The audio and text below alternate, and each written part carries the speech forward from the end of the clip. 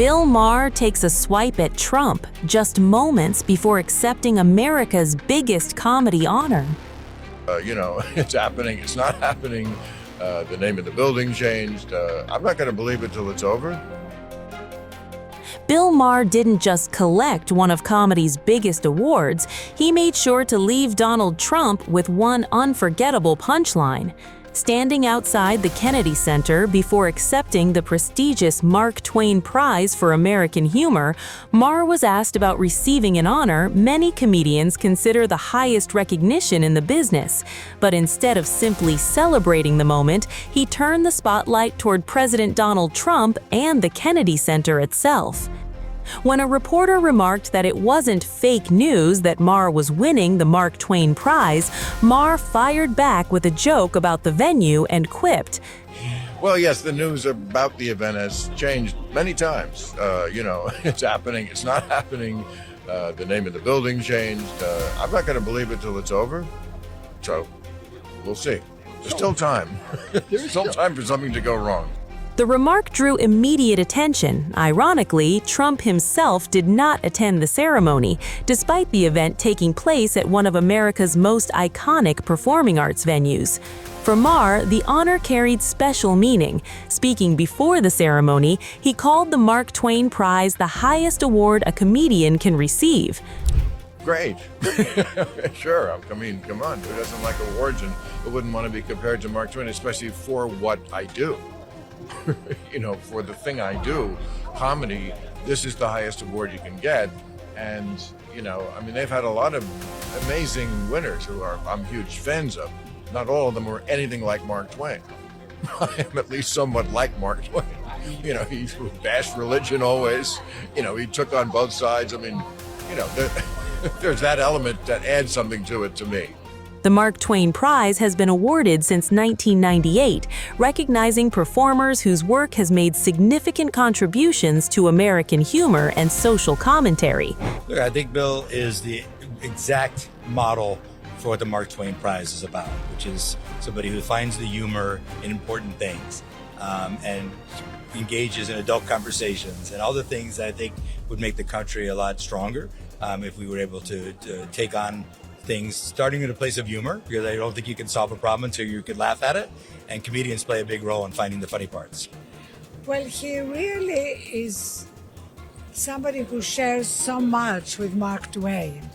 The brilliance, the willingness to use satire for political purposes, the courage to speak out and call bullshit even when others don't have that courage. So I'm really excited to be here to celebrate you.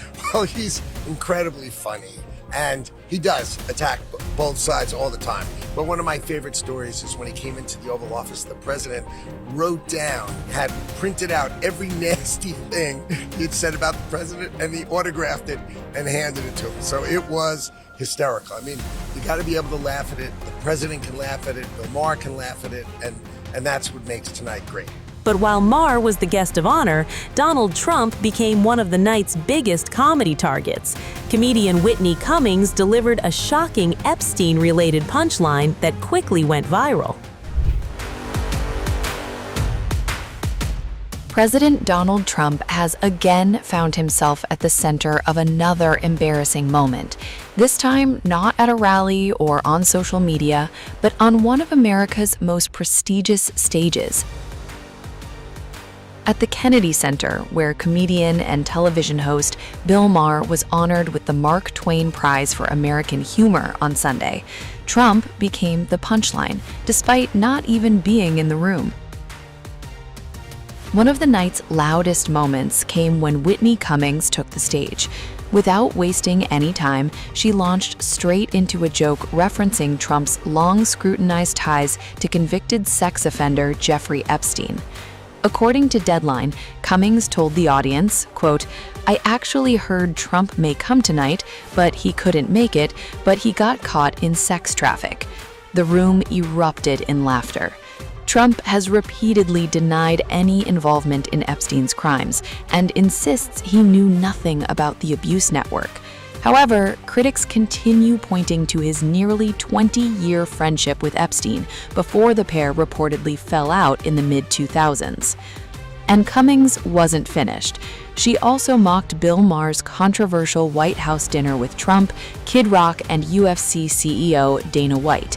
She joked, quote, "Seeing Dana White, Donald Trump, and Kid Rock all together at the White House really proves there is no God." The audience once again burst into laughter. The president wasn't there to respond, but his name dominated much of the conversation anyway.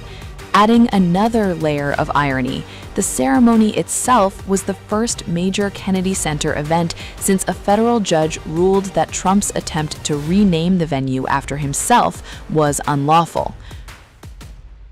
Earlier this year, U.S. District Judge Christopher Cooper struck down Trump's effort to rename it the Donald Trump and John F. Kennedy Center for the Performing Arts, ruling that only Congress has the authorization to change the institution's name.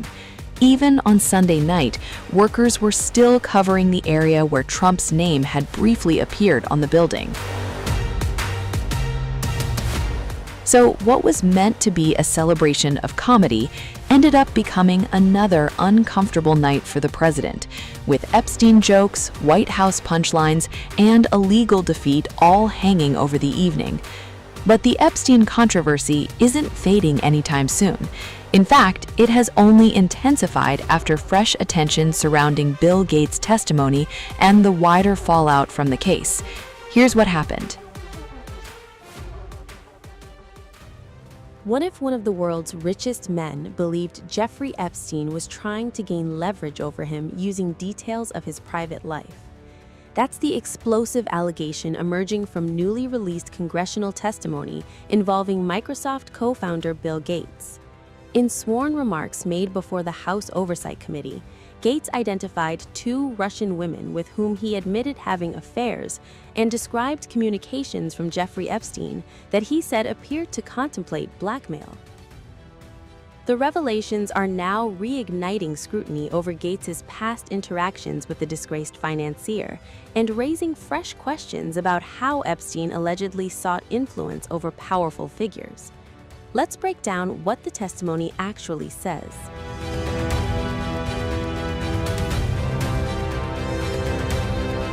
According to the transcript released by congressional investigators, Gates was questioned on June 10 about an alleged attempt by Epstein to use information about Gates's personal relationships as leverage. During the interview, Gates identified the 2 women as competitive bridge player Mila Antonova and nuclear scientist Karima Nigmatalina.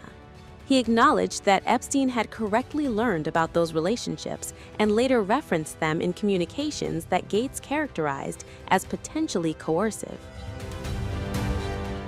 Central to the discussion was a draft email dated July 18, 2013, reportedly written by Epstein on behalf of former Gates science advisor Boris Nikolic.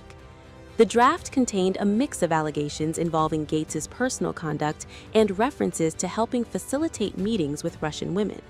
According to Gates, the document looked like an effort to pressure or gain negotiating leverage. In his testimony, Gates stopped short of saying he had actually been blackmailed. Instead, he carefully described it as something that raised the possibility Epstein had contemplated doing so.